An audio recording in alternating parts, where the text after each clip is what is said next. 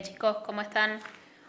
Hoy vamos a empezar a trabajar con los números racionales. Si bien ustedes ya estuvieron trabajando la clase anterior, vamos a profundizarlo un poquito más. Este nuevo conjunto de números lo vamos a representar con esta letra, que es una Q, y que se le hace una patita más, ¿sí? Esto significa conjunto de números racionales. Es el nombre que se les da. Después vamos a definir qué es un número racional. Un número racional va a ser todo número que se puede expresar como fracción, ¿sí? Entonces, por ejemplo, una fracción también, a su vez, se puede expresar como número decimal y significan exactamente lo mismo, ¿sí? Para recordar un poquito cómo pasábamos de fracción a una expresión decimal, lo que hacemos es dividir el numerador, que es el de arriba, por el denominador. ¿Sí? En este caso haremos 2 dividido 5 y nos da 0,4. Luego tengo una fracción negativa. El menos siempre se va a colocar a la altura de la raya de fracción. Hacemos normalmente la división 1 dividido 8, que es 0,125, y lo que hacemos es colocarle el signo menos adelante. Luego, al hacer 2 novenos, ¿sí? Hacer 2 dividido 9, vamos a notar que si lo hacemos en la calculadora, la expresión arranca siendo 0, y tiene infinita cantidad de 2, ¿sí? Eso lo vamos a representar poniendo un solo 2 y este arquito. Eso significa que ese 2 es periódico, que se repite indefinidamente. Luego, si hago 1 dividido 6, vamos a notar que el resultado que nos da es 0,16 y el número que se repite indefinidamente solo es el 6. Entonces pongo el arquito solo sobre el 6 y colocamos el menos adelante. Esto nos va a dar pie para clasificar esas expresiones decimales que teníamos anteriormente. Las expresiones decimales se clasifican en exactas y periódicas. Las exactas, ¿sí? Cuando hacemos la división, vamos a lograr y llegar a que el resto sea 0. ¿Sí? Si hago la división con la calculadora, ¿sí? Vamos a notar que ahí la división termina. En cambio, las periódicas, como sucedía en estos dos últimos casos, nunca voy a llegar a que el resto dé 0. ¿Sí? Porque se va a repetir indefinidamente 1, 2 o 3 cifras de acuerdo al tipo de número que tengamos. Dentro de las periódicas podemos clasificarlas en puras y mixtas. Las puras tienen la siguiente característica. Luego de la coma, todos los números que vienen están dentro del arquito. En cambio, las mixtas, luego de la coma voy a tener un número que no posee el arco y otro que sí. Bien, ahora vamos a trabajar un poquito con lo que tiene que ver con el orden. El orden se refiere a comparar números, decir quién es mayor y quién es menor.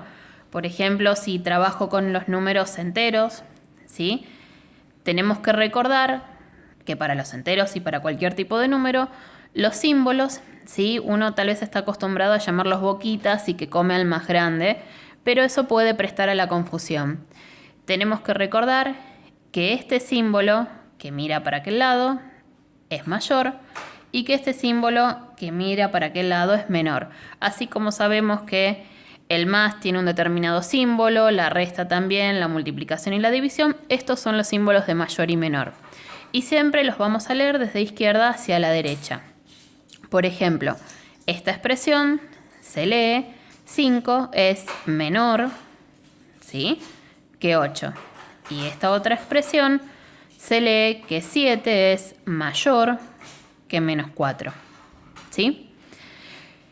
El tema está cuando empezamos a comparar dos fracciones, un decimal y una fracción, o dos números decimales. Hay distintos métodos, yo voy a explicar uno de ellos, ¿sí? Si alguno lo desea hacer por otro método, es también válido. Por ejemplo, si yo tengo que comparar 3 medios con 1,6, ¿sí?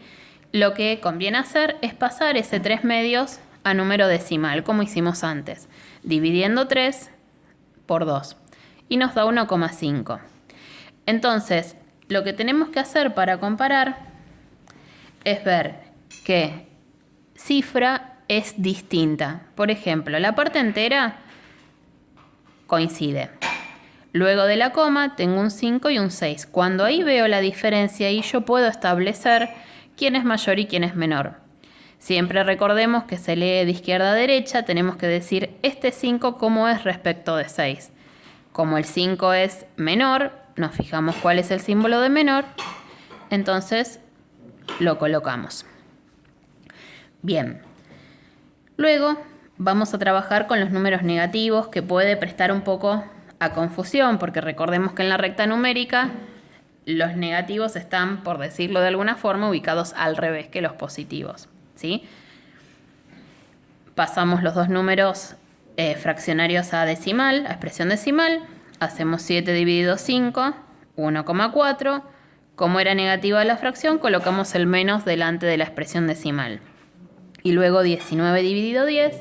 Y también colocamos el menos porque era una fracción negativa, entonces mantiene el menos para el número decimal. Comparamos, el 1 y el 1 coinciden y luego trabajamos con el 4 y el 9, ¿sí? Recordando que lo pienso como que es menos 4 y menos 9, ¿sí? Pensamos cómo es ese menos 4 respecto del 9, negativo, y ese valor es mayor, ¿sí? Recuerden que en los negativos, a medida que me acerco más al 0, el número se agranda. Entonces decimos que menos 1,4 es mayor que menos 1,9, por lo tanto esta fracción es más grande que esta otra fracción. Luego, ¿sí? Vamos a avanzar en otros ejemplos, ¿sí?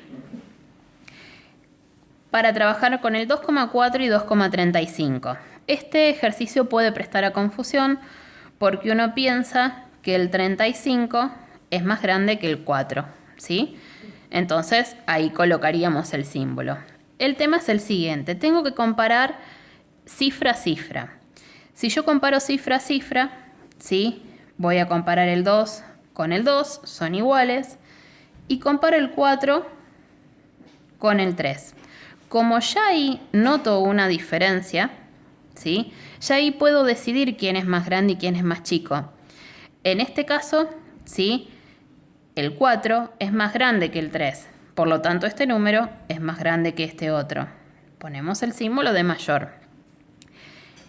Parece raro que el 2,4 sea más grande que el 2,35, pero lo podemos pensar también de otra forma, igualando la cantidad de cifras que tenemos detrás de la coma con ceros.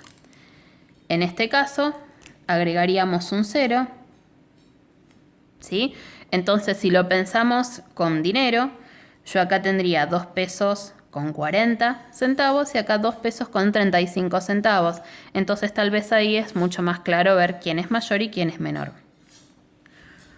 El último ejemplo que vamos a ver, ¿sí? Es bastante parecido al anterior.